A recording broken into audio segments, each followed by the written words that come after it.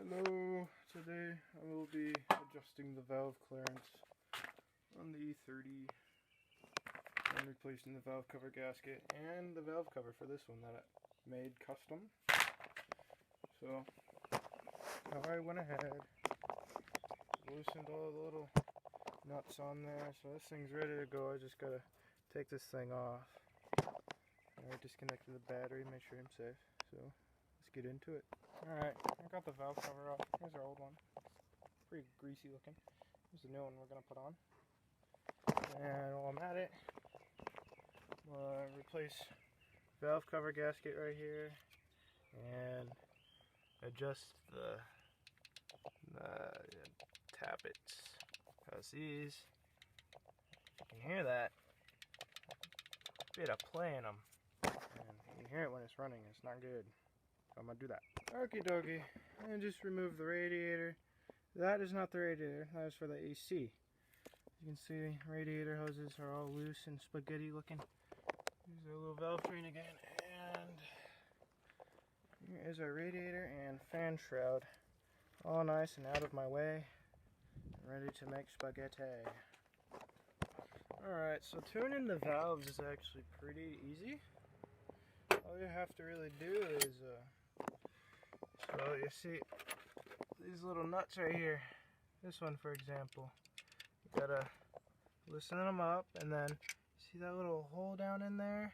I don't know if you can see that, but there's a little hole. You stick an Allen key in there and you tune it till these don't have as much rock in them. You want to make sure there's at least 10,000ths of an inch of clearance going on, because if they're too tight, like, you want just a tiny bit of click. It's way better than how it was. But if it's too close together, they'll grind themselves into powdered metal, and you'll be left with a big aluminum and iron paperweight.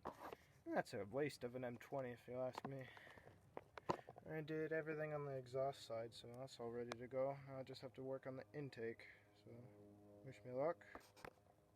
Alright, so this is the next day. I finished it. Yeah, I know, I forgot to film everything because I'm lazy.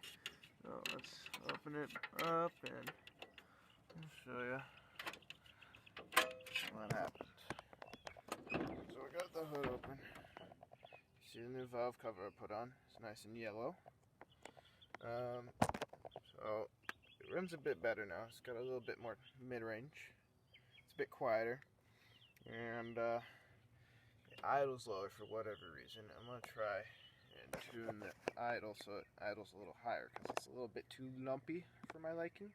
It sounds cool though, but I don't know. I'll try and show you what I mean.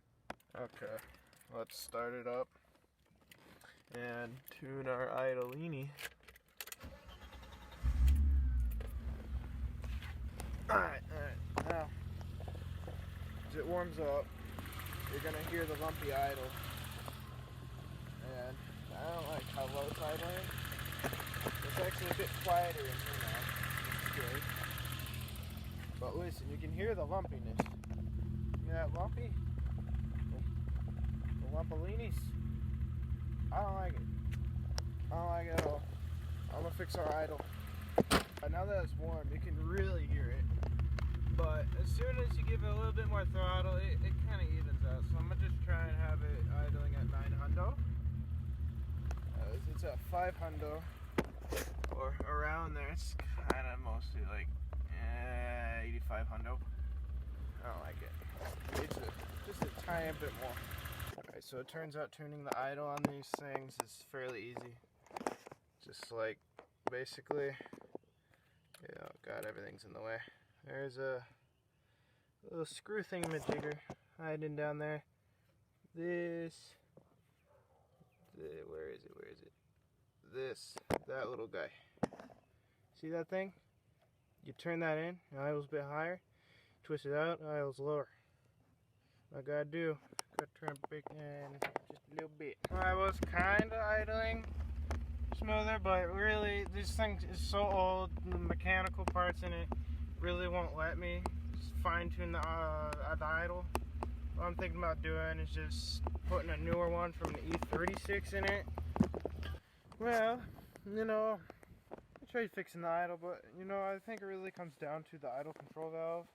These old Medtronic systems, they kind of go bad anyways, and we could get a better one. So that's that. I'm going to end the video here now. You guys stay safe. Don't get corona. Goodbye.